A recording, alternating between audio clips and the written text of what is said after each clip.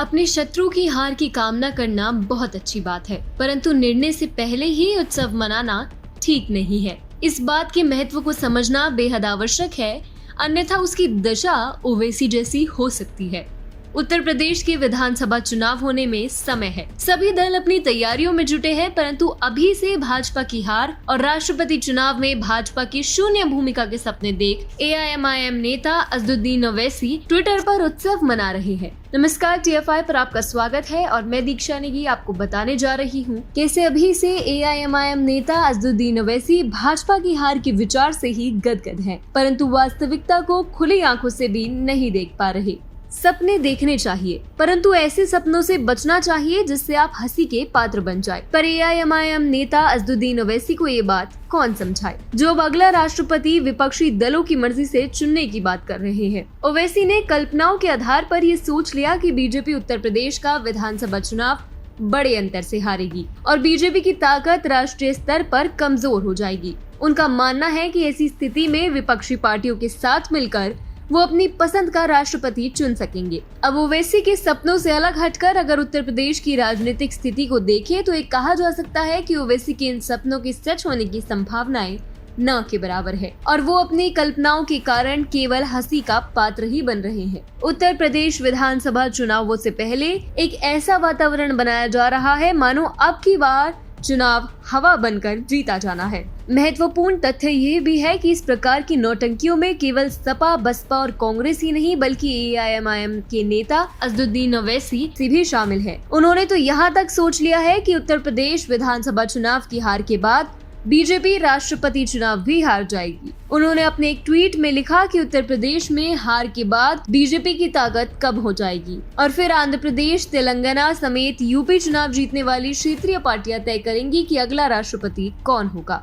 ओवैसी ने अपने ट्वीट में लिखा, उम्मीद है कि देश के अगले राष्ट्रपति चुनाव का फैसला 3 क्षेत्रीय दलों द्वारा किया जाए। इंशाअल्लाह बीजेपी उत्तर प्रदेश हारेगी और इसकी संख्या विधानसभा में कम होगी। ये एक दिलचस्प और अप्रत्याशित राष्ट्रपति चुनाव होने जा रहा है। राष्ट्रपति भवन का रास्ता आंध्र प्रदेश और तेलंगाना से होकर जाता है। साफ है कि अपनी कल्पनाओं में पहले उन्होंने बीजेपी को विधानसभा चुनाव हराया और फिर राष्ट्रपति चुनाव। ओवैसी का तर्क है कि सबसे ज्यादा बीजेपी के विधायक उत्तर प्रदेश से ही हैं, इसीलिए हार के बाद जब उनकी ताकत कम होगी तो वो अपना राष्ट्रपति नहीं चुन पाएगी। ये सच है कि विधायकों की संख्या का असर राष्ट्रपति चुनावों पर पड़ता है और भले ही उनके वोट की कीमत सांसदों के वोट से कम हो, लेकिन संख्या के आधार पर उनका महत्व बढ़ भी जाता है। परंतु सवाल उठता है कि क्या बीजेपी के उत्तर प्रदेश चुनाव हारने की कोई उम्मीद है? अब अगर वर्तमान राजनीतिक स्थिति की बात करें तो संभावनाएं बहुत ही कम है। बीजेपी आज की स्थिति में यदि किसी राज्य में सबसे महत्वपूर्ण है तो वो निश्चित तौर पर उत्तर प्रदेश ही है। पहले बात विपक्ष की करें तो बसपा का राजनीतिक करियर 2014 के लोकसभा चुनावों में हार के बाद हर्षे पर जा चुका है एवं मायावती अपना राजनीतिक अस्तित्व बचाने की लड़ाई लड़ रही है। इसीलिए बीजेपी के लिए बसपा से कोई चुनौती मिलने की उम्मीद कम ही है।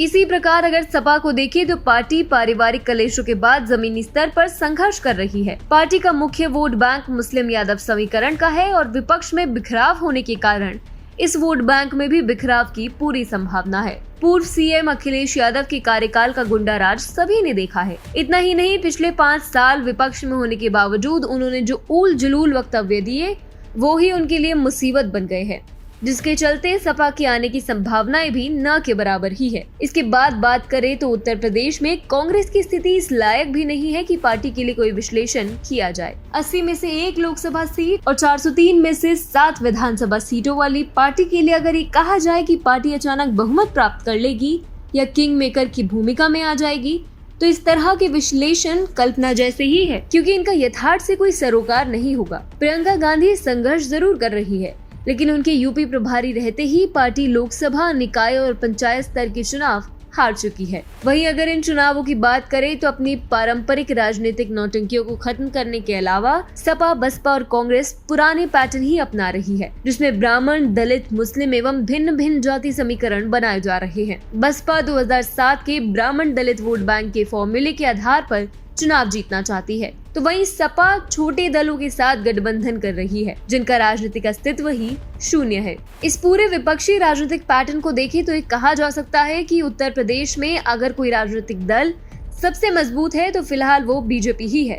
पिछले 5 सालों के कार्यकाल के दौरान राज्य में गुंडाराज की समाप्ति के कारण आया निवेश योगी सरकार की छवि में बढ़ोतरी कर रहा है। इतना ही नहीं, हिंदुत्व के मुद्दे पर चलने के कारण पार्टी का वोट बैंक पहले से कई अधिक मजबूत है। विपक्षी दल जिन वोट बैंक को साधने की कोशिश में है वो एक मुश्त बीजेपी के ही पास है, चाहे दलित हो या सवर्ण समाज। सभी ने पिछले 2 चुनावों में केवल बीजेपी पर ही अपना भरोसा दिखाया है। महीने भर पहले हुए पंचायत और जिला पंचायत अध्यक्ष के चुनावों में बीजेपी की जीत पार्टी के विस्तृत जनाधार का उल्लेख कर रही है। इन परिस्थितियों को देखने के बाद भी यदि कोई ये सोचता है कि उत्तर प्रदेश में बीजेपी की हार होने वाली है तो निश्चित ही उसकी राजनीतिक समझ पर संदेह होना चाहिए। AIMIM प्रमुख ओवैसी ने तो अपने बीजेपी विरोधी विश्लेषण के आधार पर कल्पना में ही चुनाव के जरिए कह दिया है कि बीजेपी यूपी में हार जाएगी और अगला राष्ट्रपति उनकी इच्छा अनुसार चुना जाएगा। उनकी कल्पना और बीजेपी की वर्तमान स्थिति में धरती और आकाश का अंतर है, इसलिए इस मामले में केवल उन पर हंसा ही जा सकता है